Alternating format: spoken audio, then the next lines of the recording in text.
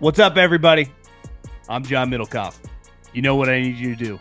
Subscribe to our YouTube channel. We got content for days reacting to every NFL game all the time, every single day. Subscribe, like the videos. Let's go. What is going on, everybody? How are we doing? It is Sunday night. It's about 5:45, and I thought, you know what? Let's bang out some mailbag questions. The final four is official. The Yankees are in a controversy, and football. We are down the home stretch. We will dive in this week to draft meetings. That will be taking place basically in every headquarters around the NFL. So we will kind of dive in heavily to the draft and everything that we look ahead to. The owners' meetings are going on, so we will have some stories coming out of there the next couple days. About a week away from the Masters as well, so we will have a Go Low pod out later this week as well because Scotty Scheffler showed signs of life today. I thought for a second he was going to win, but today will be a very, very mailbag heavy podcast. So before we dive in to some football, I got to tell you about my friends, my partners, and the official ticketing app of this podcast, Game Time. Here's the thing. Do you guys want to do something fun? Do you want to get out of the house? There is not a better ticketing app, and I've used them all, than Game Time. So do you want to go to a game? We got baseball back at it. 162 games. I guess most teams now probably have 158, 159 left. So you have a lot of time to go to the yard, get a dog and a brewski. We got basketball playoffs. We got NHL playoffs. We got concerts. And we got comedy shows. I actually think Netflix has been huge for the comedy world. It feels like it's really having, not that it never went away, but a big renaissance. These guys do these Netflix specials, then they go on tour. I haven't been to a comedy show in a long, long time, but I know a lot of people go and really enjoy it. So take the guesswork out of buying tickets with Game Time. Download the Game Time app, create an account, use the code JOHN for $20 off your first purchase. Terms apply. Again, create an account and redeem the code JOHN for $20 off. Download the Game Time app today. Last minute tickets, lowest prices guaranteed. Okay, let's do some mailbag questions. For the pod, listen to you and it seems real hypocritical to say the Patriots and Drake Maye are overhyped. Vrabel was dragging the Titans and Ryan Tannehill to a 1 seed. He's a good coach and his system works.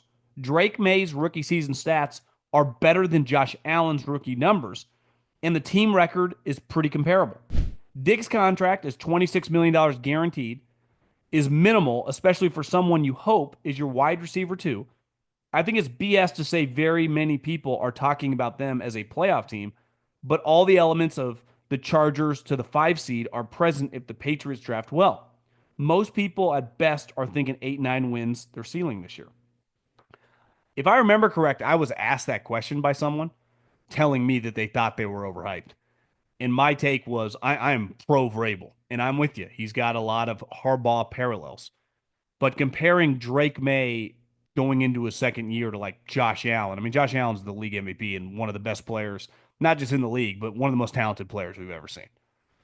And I mean, has dominated the division since Brady left, and it hasn't even been close. I mean, last year, what? Did they get a hat and t-shirt game like December 1st? Like it's not even a fair fight. They have become what the Patriots were for 20 years in the AFC East. It's there is no competition. But you compared him to Harbaugh and Drake Maye. I think Harbaugh and Justin Herbert. Justin Herbert as a rookie, and again, I'm not comparing the cast of characters they each played with, but I'm pretty sure like set a rookie record. I think he threw over 30 touchdowns. Drake Maye last year was like 15-10. I'm not anti Drake Maye. I'm a huge fan. He's the type guy that I love drafting in the top 5 in the draft. Swing for the fences. But there's no guarantee he's going to be Josh Allen. Even Justin Herbert is widely considered by people in the NFL as a lock top 5 quarterback. So, and he was viewed that way pretty quickly. Drake Maye, a lot like Caleb, there's just a lot of I would say hope, rightfully so. Big arm, a lot of talent. Obviously, Drake's bigger than Caleb, but that's what it is. It's hope. You actually got to do it. Ryan Tannehill had been a longtime starter in Miami before Vrabel resurrected his career. So there was a lot of experience, and I'm pretty sure hadn't Tannehill. I think he made the playoffs one year. Might have tore his ACL that year, and then I think Matt Moore ended up starting in the playoffs. But I think some of your comparisons, Vrabel's a stud. Stephon Diggs, like I'm sorry, the Stephon Diggs thing is kind of crazy. He has a torn ACL. Like he tore his ACL. Now, I don't blame the Patriots are desperate. They got to give their money to somebody. Craps have been so cheap. They got to meet the salary floor. But I don't know, man. I'm not acting like they're gonna suck either. But the 5 seed, I think that's kind of crazy. Are the Yankees already cheating? 32 runs in 2 games. Money ball? Nah, money bats. I love the torpedo bat. This is just what baseball needs. You know, people, it's funny. And now ESPN dropped baseball, Manfred and ESPN were going back and forth. They've talked a lot of shit back and forth. And everyone acts like baseball is just some irrelevant sport, yet, the NBA finals haven't sniffed what the World Series did last year in a long, long time. I actually think baseball is more popular than the perception of it. Now, this is coming from a guy who doesn't watch much baseball anymore until the playoffs. But I do think the way it's discussed is different than its reality. And the Yankees and the Dodgers are a really big deal, and I mean a really big deal. And if Aaron Judge got to use a torpedo bat to hit 80 home runs, I'm an Aaron Judge guy. Fresno State from the Valley in Cali. So I'm rooting for these Yankees to just bomb it away with these torpedo bats. I think I saw a headline that Brewers manager said nothing will happen to them because it's the Yankees. Type story baseball needs, really. And also, being the Yankees is important. The only two teams that would, like, if it was just like the White Sox using the torpedoes, or the I don't know, just some random team like the Diamondbacks or the Rockies, I just don't think anyone would care. But it's the Yankees and it's Aaron Judge hitting just bombs. I think he hit a home run this morning. I saw when I was laying on the couch watching a little television. When I got up drinking my coffee, they played early in the morning, and I think it's his fourth home run. He's on pace for a lot. Hey John, thanks for the last time. But I'll likely be going solo since I don't have who are into football. I'd like to hear your perspective on your experience. Have you attended the NFL draft? If so, what was it like? What are some must do experiences for a first time attendee? Any tips for getting the best fan experience? I've attended it one time, and that was my first year in Philly, but it was at Radio City Music Hall. So, I don't even think they have this anymore. But remember at Radio City, for those of you old enough, I mean, it's been a traveling circus now. I don't know, it feels like a decade, maybe a little less, 8 years. Every team had those tables with the helmet, and then you would write on the card and hand it to the guy. So it's like, you draft, hey, I'm drafting Shador Sanders, and you write the name, and then you'd write New York Giants, and the New York Giants team would hand it to the guy in the NFL. I got to do that my first year. It was pretty cool. And it was an elite draft. It was Cam Newton's draft, J.J. Watt, Julio, A.J. Green, Alden Smith, Tyron Smith. I mean, it was. I remember taking a leak, and I had to go behind because the bathroom you had to go to the front or kind of go behind where the green room was. So I was in the green room. I remember I saw Cam walking around. I'm like, holy shit, this guy's huge. And I think I peed next to it was either AJ or Julio a long time ago. But that is not the experience of what you guys do now. So I can't I'm trying to get my charger to work here. I can't give advice on what these are like. I don't know. Does feel kind of like a zoo with with everything going on though. For the mailbag. Huge fan of the program. Couple questions for you. Big Lions fan, diehard Lions fan. Is Jared Goff the guy that will get it done? Do we go all in this year? As in, we get a big trade somewhere. It's just hard when we have so many contracts going to be up so soon. Hutchinson, JMO, Gibbs. I don't know if JMO's getting paid. Or do we keep drafting like we do? That's a good question. I think, if Aiden Hutchinson, which I was watching, I'm a sicko. I watched probably an hour on YouTube, the NFLPA golf tournament, and the Lions had a team, and Aiden Hutchinson was there, and I was like, God, he looks pretty good. Like the leg. I don't think they were lying when they said if they made the Super Bowl, he could have played. I guess it was just a shattered leg. You had Sauce Gardner using the long putter. I mean, you talk about that guy's a junkie. I was enthralled by the NFLPA golf tournament it was in Mexico. No brainer trip if you're in the league and you play golf. Wait, you just get a free trip by the PA to Mexico. I play golf a couple days. I bring my girlfriend or wife.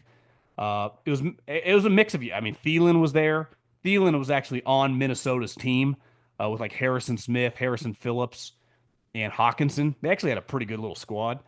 Uh, but the Lions, I don't know why I got off on that tangent. But oh yeah, you guys had a squad as well. Hutchinson was playing. I To me, the trade always was going to be like, could you get Myles Garrett? Could you get Max Crosby? Like it was worth doing something like that. That guy doesn't exist. You're not going to do it, and you just keep drafting. But it does get difficult to draft when you draft in the late 20s every year. It's much easier to get Aiden Hutchinson when you're drafted in the top 10, top five, two. It's much easier to draft when you can trade from 6 to 12 and get Jameer Gibbs and Laporta. It does get more difficult. Listen, everyone's shitting on Belichick, but when you start rattling off Super Bowls, it's hard to draft. It's like, why can't Andy Reid find a tackle? I don't know. He drafts 31 or 32 every year. You try to find Trent Williams to pick 31. Godspeed. I mean, it's like, what's he supposed to do? So I'd be very, very intrigued by a trade. Love the pod. I heard you on a recent podcast answering a mailbag question regarding career, mentioning going door to door sometimes, and that got me thinking. I am currently a 32-year-old and I live in South Florida, Fort Lauderdale. Sneaky, great place. After finally having a wake up call and realizing I need to figure out what I want out of life, I'm currently trying to decide my next step. I'm in a job I don't like at all and was denied a promotion. Fuckers. But my experience, beside a bachelor's in business management, is just dead end customer service jobs. I currently have all the willpower and motivation to attack something head on and start making some money, but I'm just having trouble figuring out what. I have bills to pay, and my current job doesn't pay enough, so I'm trying to find a second job or a full time job that pays more. Any advice? Well, I can't relate to like the only thing I've ever done is what I wanted to do, and that was from the jump. Like, I kind of figured out in college, like I can't just take random jobs. I'll hate them.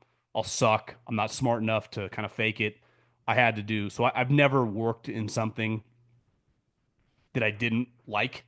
Now, it doesn't mean I liked it every day, but I've always done things that I like. So I can't relate to that part. But I can relate to the part of feeling lost. I mean, I've been fired and didn't have a job after the Eagles in 2013, and I was 29 years old, and I just didn't even know. It's like I'm probably not going to get another NFL job. I'm not going to move. I didn't know that many people in the league. I'd only worked at one spot. Uh, it was like, what am I going to do? And I just went to coffee shops and kind of figured it out. I didn't have any money coming in. It's not like I wasn't one of these fired coaches. Like my contract ended and it was just over. And then it happened to me again in radio. Now I had a little severance there, so I had a couple weeks or a couple months to figure it out. But sometimes you just need to go to the drawing board. And for you, like if your job isn't even paying the bills and you fucking hate it, I mean, you're 32. I take it you don't have kids or anything. I would recommend just quitting. Now, figuring out what you want to do, like that's you got to figure that out. But I do think if you despise your job and it is not paying the bills, the amount of time that you're giving to that job, like time's the most valuable asset we all have. So if you are giving, let's say it's a 40-hour work week, you're giving them 40 hours that you could be allocating to do other stuff, try to figure out what you want to do, start getting in front of other people, emailing people, whatever. Just go all in for like a month. Like that's a lot of time you're giving up for something that you're still in the red on. So my advice would be maybe over a month, keep doing the job and really kind of map out a plan of like some things and some career paths that you would entertain doing or that might bring you some more joy. I mean, there is a little like trial and error. Good thing is you're young, like you're 32 years old. Now, Fort Lauderdale, I'm pretty sure is a pretty expensive place to live. So, um, obviously, I'm sure, like you said, you want money. I think we all do. I didn't start making any significant money till I was 35 years old. I mean, I was basically a month to month, paycheck to paycheck guy for well over a decade after graduating college. So it's like it's much more important, from my perspective, to find out what you like doing. Because when you find out what you like doing, you're more likely to be good at that and spend more time and dedicate toward that. And with that can come money. Not guaranteed, but it gives yourself a better chance.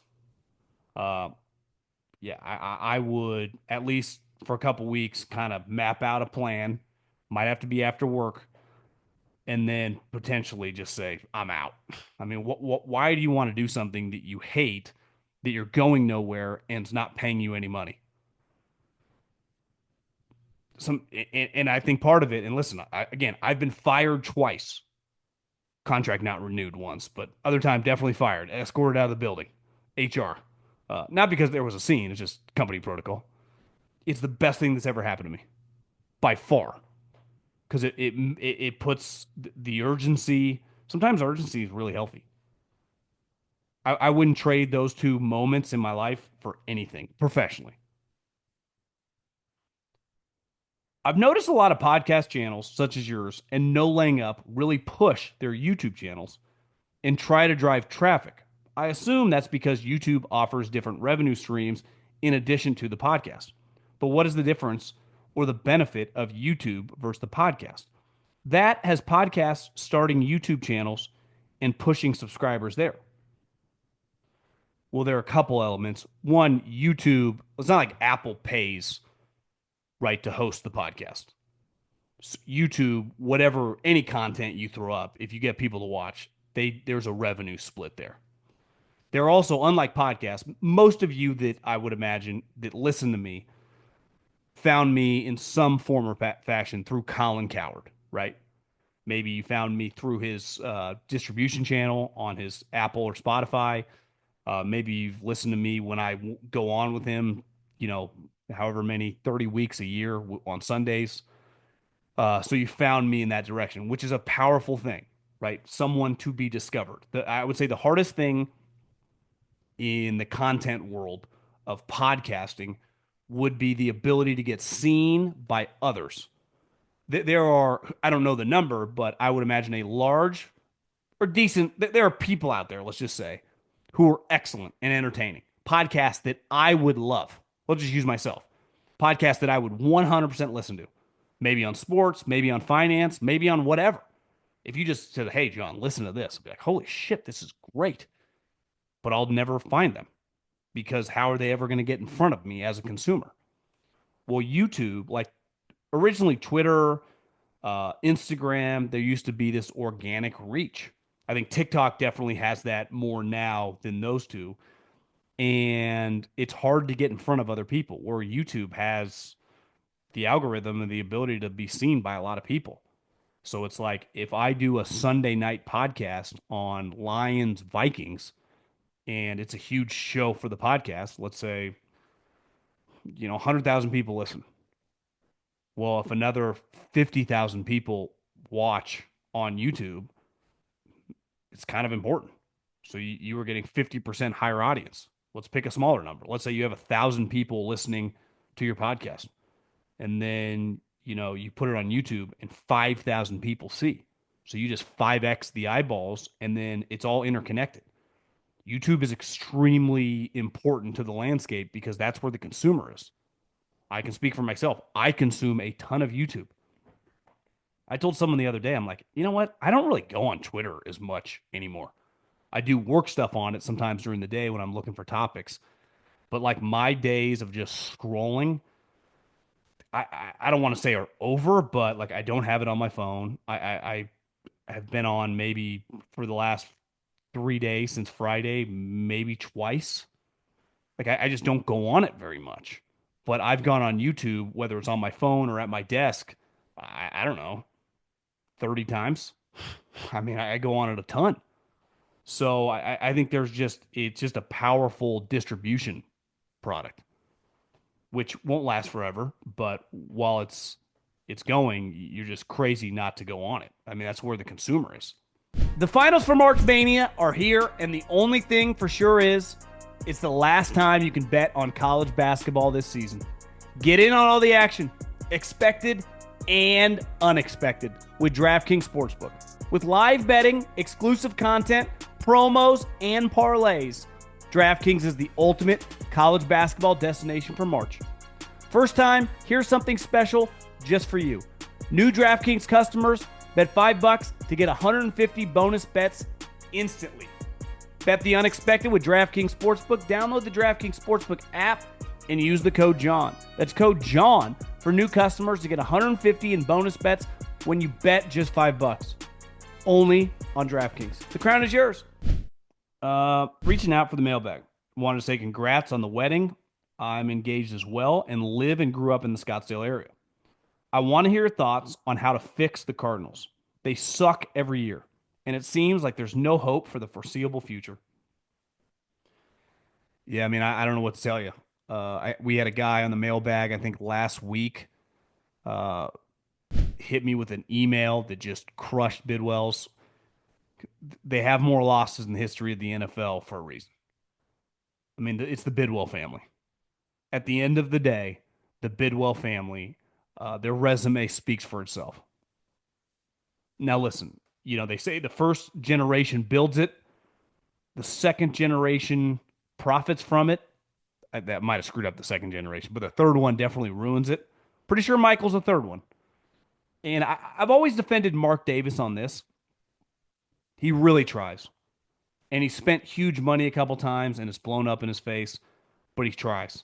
He gave $100 million to John Gruden because all he ever wanted was John Gruden just to run everything and just be good. That blew up in his face.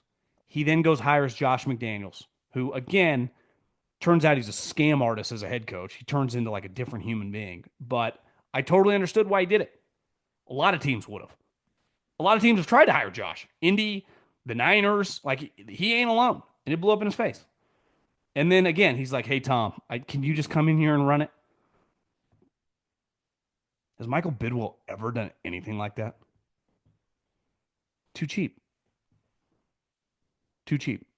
So I just think the Cardinals, my buddies with Philly, they really like Jonathan Gannon. I met him 2 years ago at the Combine. Seemed like a cool dude. Um, I think his staff pretty impressive. The bald offensive coordinator, the young defensive. I think his name's Petzing and Rawless is the D coordinator. One of them's like 38, the other guy's like 33. I think they're impressive. I think he's got like an impressive head coach, coordinator, three young guys who are just good, who are like, I don't know if they're, Gannon's like a lifetime head coach, but he's going to be an NFL coach for a long time, coordinator. The other two guys are just clearly pretty intriguing coaching prospects. But it's hard to overcome the owner. It really is. And it's kind of a formula now that we've seen in pro sports. Like you just don't overcome them when they're cheap. Congrats on getting married. Question for the bag. How come you don't think Caleb Williams played well last season? He threw for 3,500 yards, 20 touchdowns, and only 6 picks. He by far is the best rookie Bears quarterback that I've ever seen, and I'm in my late 30s. I know that Jaden Daniels had a phenomenal rookie year, as did Bo Nix. Caleb still played great despite bad coaching. When I say didn't play well, in the first half of games, when you guys had your 10-game losing streak, I don't have every, you know, notebook compiled of like a breakdown here. He was not good in a lot of those games. And then you guys were constantly, for at least a month stretch, there was like a 4 or 5 game stretch where you were down 18 to nothing, 20 to nothing, 25 to nothing at half in every game. So you were down 3+ scores with 30 minutes left in the game. If I'm on the other team and I'm kicking your ass, like I game planned against you and I dominated you, and he was not good in those moments, as was the team. I'm not just putting it on him, but he wasn't good. And then he would throw touchdowns in the second half of games, and for the most part, the game was never in question. So it was somewhat like those stats you just gave me were compiled in blowouts. A lot of them. Nothing wrong with it. It's like that's what shitty teams do. Right? And the 6 interceptions, I guess big picture is like, okay, cool. Like I need a guy pushing the envelope a little bit. Again, talented player. But to judge anything off last season based on he's going to be some. I say the same thing about Drake Maye. I don't know. Hope so. I'm rooting for those two guys. But based on their rookie season, beside physical characteristics, you would basically have to evaluate him just like a draft prospect. See a lot of skills. But just in terms of like, can they play the game? In a tight game planned against a good team, when your team's good, I don't know. Time will tell. I'm intrigued. I mean, it's two of the better stories in the NFL in 2025. How good are Caleb Williams and Drake Maye? I put them both under the same category. But you just throwing out stats, he played well. Bullshit. In big games would be strong. You guys weren't playing in big games. But as the season went on, he just wasn't good in the first half. Compile me those stats and give them to me. What were his first half numbers compared to his second half numbers? I'm a diehard Packer fan. This is from Austin. And after the 23-24 season, I was beyond hopeful about the potential. Last year, while we made the playoffs, it seemed as though the offense regressed, while the defense was solid. Much different than the traditional Packer teams of my lifetime. I agree. The defense has always been the weak point. Where do you see the team's trajectory in the future? Jordan Love is very talented, but seems to get in his own way at times. Would love to get your insight. If if the Packers were a stock right now, obviously what they were going into last season, let's just pick a number. Let's say they were a $50 stock heading into 2024, where a year previously they were probably 10. I would say the stock has definitely dimmed. And let's just say it got cut in half. It's $25. I guess 10 to 50 would be like 30. I would buy. I think the Packers are going to be good. Now, I'm bullish on Jordan Love, but he's my type quarterback, very physically gifted. 100%. He has moments where you're like, what is going on? I do think when a younger player gets dinged up, it kind of threw off his whole season. And obviously, your wide receivers, you guys had some injuries, but you have an offensive coach who knows the Shanahan scheme and like, he's molded into his own scheme. Like that's his baby. And he's proven like he's a good offensive coach. He's proven it. So it's like that side of the ball, I feel is going to be okay. Honestly, his games last year with Malik Willis were incredible. I think I put like $500 against you guys. You guys play the Titans? Whoever you played week 2, I'm like, Malik Willis, this is going to be a disaster. And he had like one of his great offensive game plans I've ever seen with Malik Willis. But if your defense is good, you guys are going to be okay. I promise. I have a lot of faith in the Packers. Organization speaks for itself. I find it surprising the Dolphins have not touched the Tua contract to free up more cap space. And no free agent they signed has guaranteed money next year. Do you think this is a sign of a total collapse if things don't go right? and that if the right move for the franchise, considering they had some sort of success recently, even if it's just a wild card. I to me, you just got to ride out Tua. I don't think you convert signing bonus. You just ride it out. And you paid him last year, so this usually these contracts 3 years. It's just so you're year one of you got two more. Just kind of ride it out. I don't think under any circumstances you can mess with it. I just don't think you can. I'm pulling up his contract right now. So your potential out, yes, is in 2 years. You could cut him for God, 34 million dead cap. I still think that contract was pretty nuts. And we've seen a lot of nutty things, but holy cannoli. Big fan. I believe that if Justin Herbert and Jalen Hurts swap teams in the 20 draft, Jalen would have led the Chargers to a playoff victory by now. What do you think? I believe there has been too many excuses made for Herbert. And I think Jalen's ability to win in any circumstance is underrated. Uh, yeah, I mean, there's no disputing Herbert's playoff game. What was it? Against the Texans. I mean, it's as bad of a game as you'll see. Uh, I do believe this. I'm not trying to hate on the guy because you play like that in big moments. Jalen's a bright lights guy. He's like Jimmy Butler. It's like you watch him some games, you're like, what the hell's going on with Jimmy Butler? It's like, oh, playoff Jimmy. Get ready for the playoffs. That's where Jimmy comes. That's what everyone in Golden State's holding out for. It's like he'll start dropping 35 in playoff games. Maybe he will, maybe he won't. But he's done it before. And it's like even when he's coasting, you just have faith. And say what you want about Jalen in some biggest games of his life, fucking guys come through. And Herbert has not. So I can't dispute you there. But if I polled 32 teams in the NFL, Howie and Jeffrey would be loyal to him. 31 teams, not the Eagles. I think every single one chooses Justin Herbert over Jalen Hurts. Every single one. Question for the bag. With NIL, are top agents like Drew Rosenhaus working to get in with college athletes? If not, seems like a missed opportunity. I would imagine they are. I mean, Rosenhaus has Abdul Carter. So, I mean, I think the top dogs get the top guys. NIL is more of like I feel like more marketing guys, but maybe I'm wrong. From what I've heard, it's a lot of parents. The NIL it's not.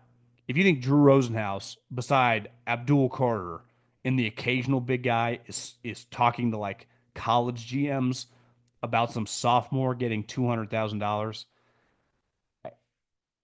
I just doubt he is. Now, once you're Abdul Carter, where Rosenhaus really gets involved is when you're a clear big dog. Jalen Carter, Abdul Carter, I mean, once you're going to be a cash cow. A lot of guys making NIL money are not then going to become great players. We see it all the time. Now, should Rosenhaus have jumped all over? I don't know who has Cam Ward. I don't think Drew does. If he does, it's genius. I mean, it's right in his backyard. But yeah, I mean, I don't know. I'd have to text people in college to know exactly how that's going down. Loved hearing you shouting out the rolling San Ramon Hills. Do you think the Raiders can ever get back to a point where the home field is an advantage again?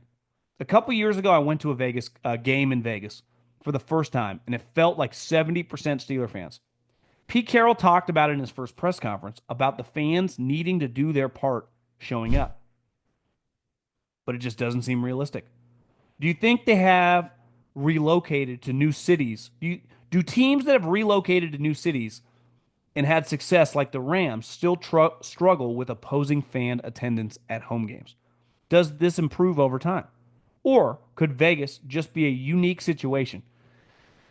Well, the Rams do battle when the Niners come there.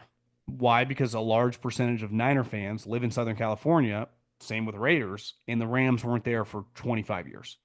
So I think there are unique situations. I would say the Steelers are an outlier team.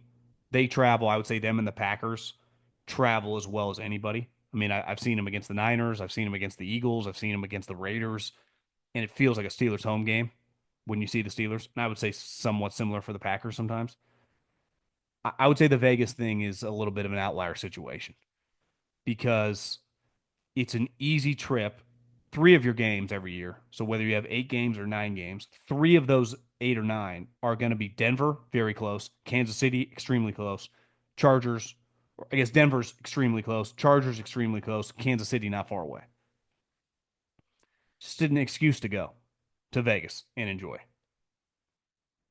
Now, winning matters. Like the reason the Yankees are the biggest brand in baseball, even bigger than the Dodgers, they've won like 28 World Series, 27 World Series. They've been good for every generation.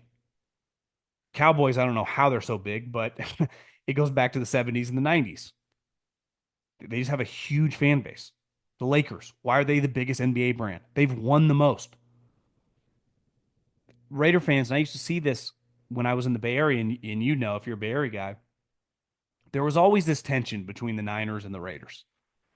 And it was like, it felt like one was at the top of the penthouse and the other was, I don't want to say the outhouse, but not viewed as an equal financially, definitely. And there was like this little brother syndrome. It was like, yeah, the Niners won 5 Super Bowls in 15 years. Like it kind of mattered in the Bay Area when you guys were not here.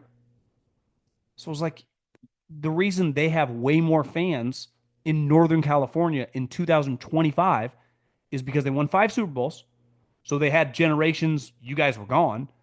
And then over the last 15 years, they've been to like 4 Super Bowls or 3 Super Bowls and like 6 NFC championship games. The business model of pro sports is not that complicated. Win and people will come.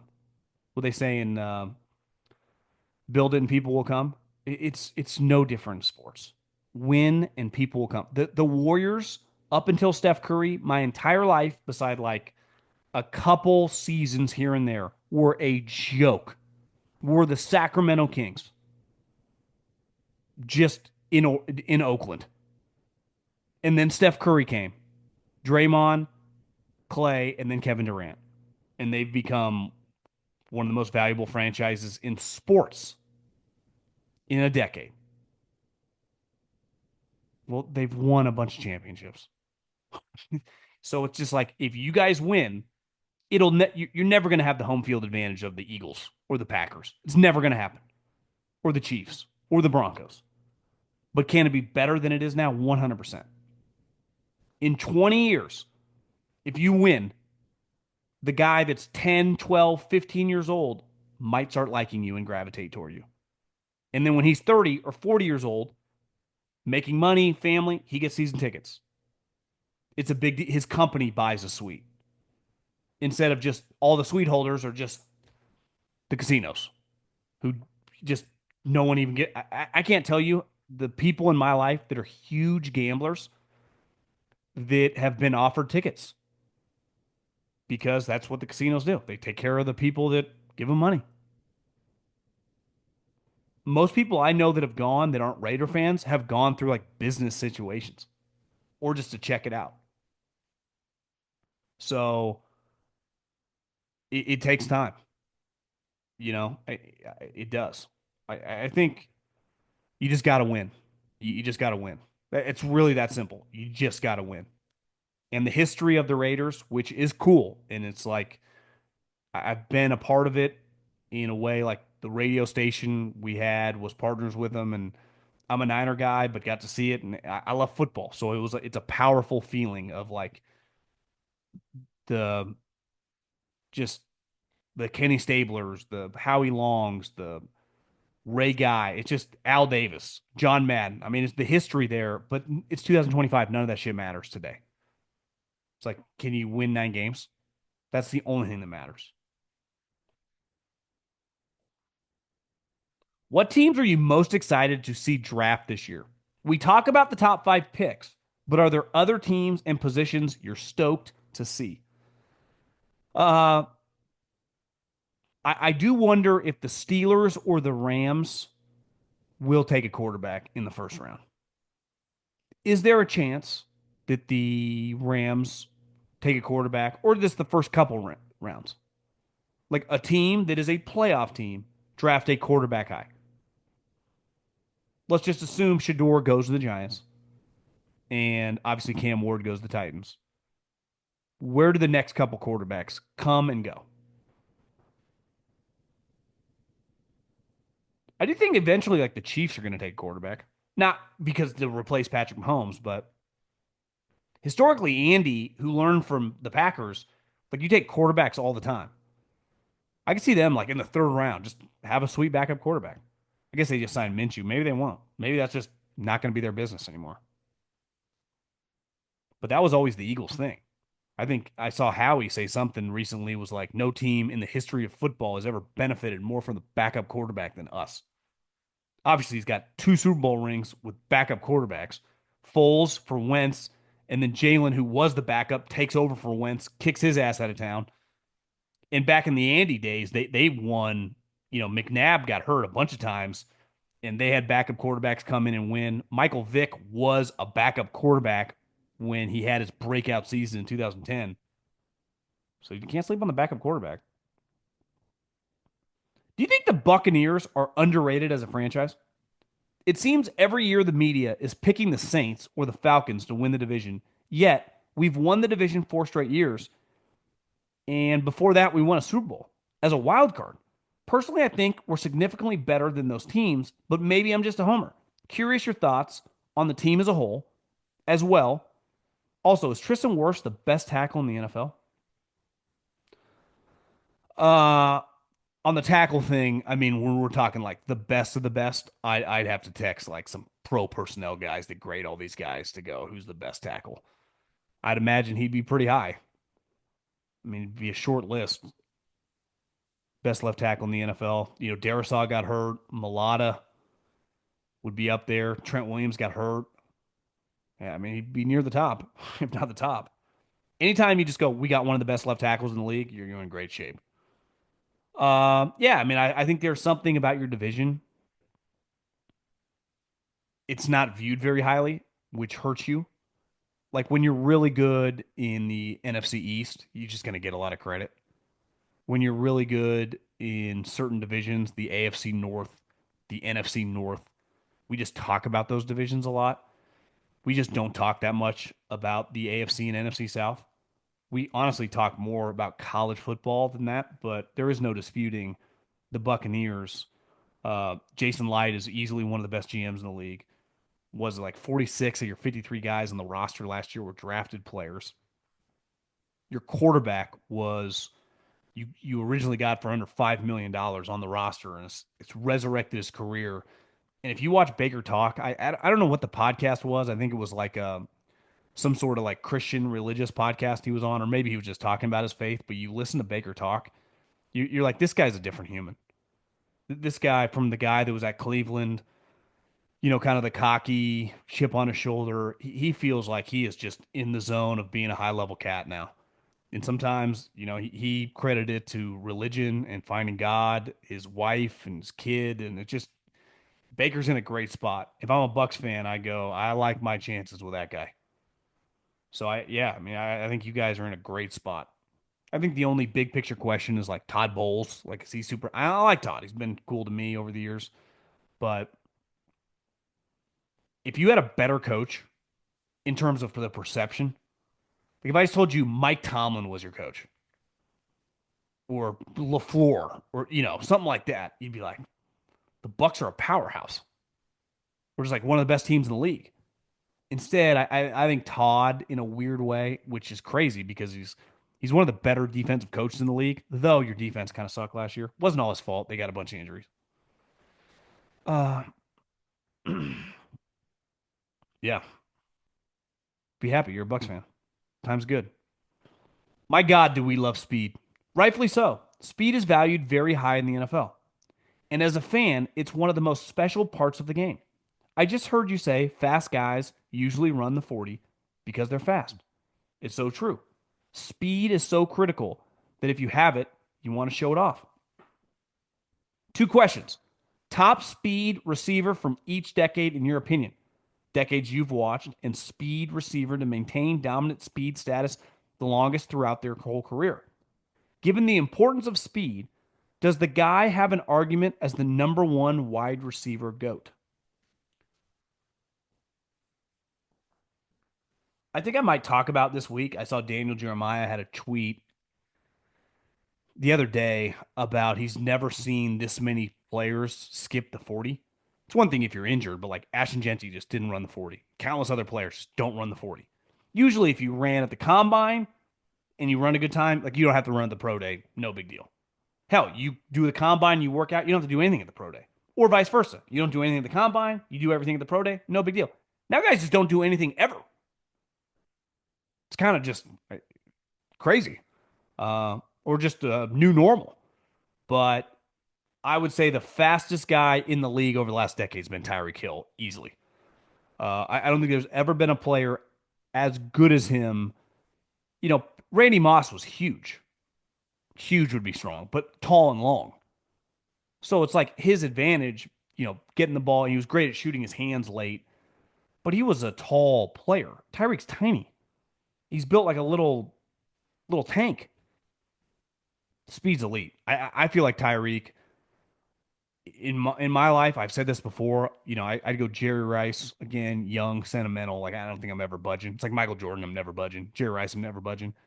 I'd have no problem putting Randy as like a 1B. I think Tyreek is right, like number three best wide receiver I've ever seen. When you factor in his physicality, I don't know if he's as good anymore, but like in the peak of his powers, was an unstoppable force. Unstoppable force. So I'd go in my life. I feel like Tyreek Hill, Randy Moss. Tyreek ran a 4.29. Not bad. Randy Moss, I bet he ran a 4.34, be my guess. Did he go to the combine? He did. He ran a 4.25. So yeah, those guys are fast. It's my thing with Genty, and I like Genty. But when I hear he's a home run hitter, like, well, home run hitter, you go run a 4.40. Everyone's like, Jahmyr Gibbs a home run hitter. Fuck yeah, I am. 4.35. Randy Moss, Tyreek Hill. They were having wet dreams the night before the 40. It's like, wait till they see this. 4.25, 4.29. It's like, Jesus. Dion, you say you could run a 40 backwards like 4.9. I don't know if that's true or not, but so fast you kind of believed him. You're like, yeah, it might be so. So I'd say Randy Moss and Tyreek Hill are just feels like in a category of their own. Because we've seen a lot of fast guys that you wouldn't say are like great players. I mean, Randy and Tyreek are, just two of the better players in like NFL history. In a weird way, I feel like Tyreek's kind of underrated. He's just a monster. His last year in Kansas City, he had 111 catches, 9 touchdowns. The year they won the Super Bowl, looked like he was banged up. In 20, when there were no fans, he had 87 catches, 15 tugs. His first 2 years in Miami, 119, 20 touchdowns, 1,700 yards, 1,800 yards, averaging 15 yards a catch. His third year in KC was his breakout year. 87 catches, 1,500 yards, 17 yards a catch. Let's pull up some Randy stats. I think my favorite Randy Moss stat was Marshall. His junior year at Marshall, 1997. Played in 13 games. I guess his 2 seasons at Marshall. 78 catches. This is his first year because he remember he got booted out of Florida State or whatever. 78 catches, 1,700 yards, 28 touchdowns. Second year, 96 catches, 1,800 yards, 26 touchdowns. In 2 seasons at Marshall, he had 54 receiving touchdowns. What a beast. Randy's highest Randy's rookie season, he averaged 19 yards a catch, 69 catches, 17 touchdowns as a rookie. I don't think anyone's ever hit the ground running quite like Randy. 17 touchdowns, 11 touchdowns, 15 touchdowns. So in his first 3 seasons, he had 30, 40, 43 touchdowns. Not bad. I'd put those guys in a class by themselves.